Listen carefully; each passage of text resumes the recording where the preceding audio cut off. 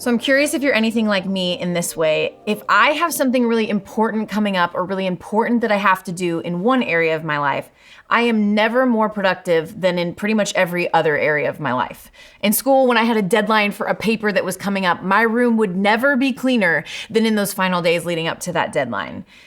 See, on the outside, it would look like I'm being really productive, but the reality is I'm actually avoiding the important thing that needs to be done. And the interesting thing is that this is actually a tale as old as time. That I've been spending some time in the book of Haggai, one of the Old Testament minor prophets who is tasked to go tell the people of Israel to rebuild after having been in captivity in Babylon. And it's really interesting because he comes on the scene and God immediately gets to the heart of what's happening because they've been released, they're back in Jerusalem, and God has asked them to rebuild the temple. They start to rebuild and then they stop. And their reasoning is that it's just not the right time. It's not the right time to rebuild the temple. And God gets after it immediately when he says to them, is it a time, how can you say it is a time for you yourselves to be living in paneled houses while this house remains a ruin, referring to the temple? Now, this is what the Lord Almighty says, and I want us to pay attention to this phrase in verse 5. Give careful thought to your ways. You have planted much, but harvested little. You eat, but never have enough. You drink, but never have your fill. You put on clothes, but are never warm. You earn wages only to put them in a purse with holes in it. What God is saying is he's saying you're working hard. You are toiling a lot, and yet you are not yielding much.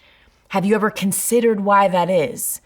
I love that phrase, give careful thought to your ways. Some translations maybe say, pay attention to your ways, think thoughtfully about them. And in fact, actually, the original Hebrew translation would have been almost like, set your heart on your ways. Meaning, have you examined your intent and your priorities?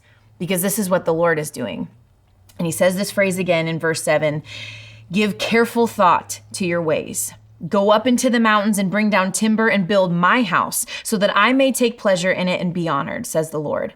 You expected much, but see, it turned out to be little. What you brought home, I blew away. Why?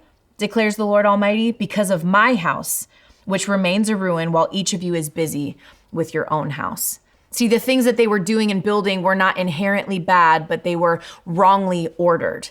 God had given them a task to do, and while they were saying it wasn't the right time, he's saying, no, it's simply not a priority for you. And I wonder, what are those things in our own lives, if we were actually to consider our ways, that disobedience has maybe sort of snuck its way in, and we've said, oh no, I just don't have time to do that thing. Or, oh no, it's just not the right timing for that, when in reality, God is saying you have not prioritized it.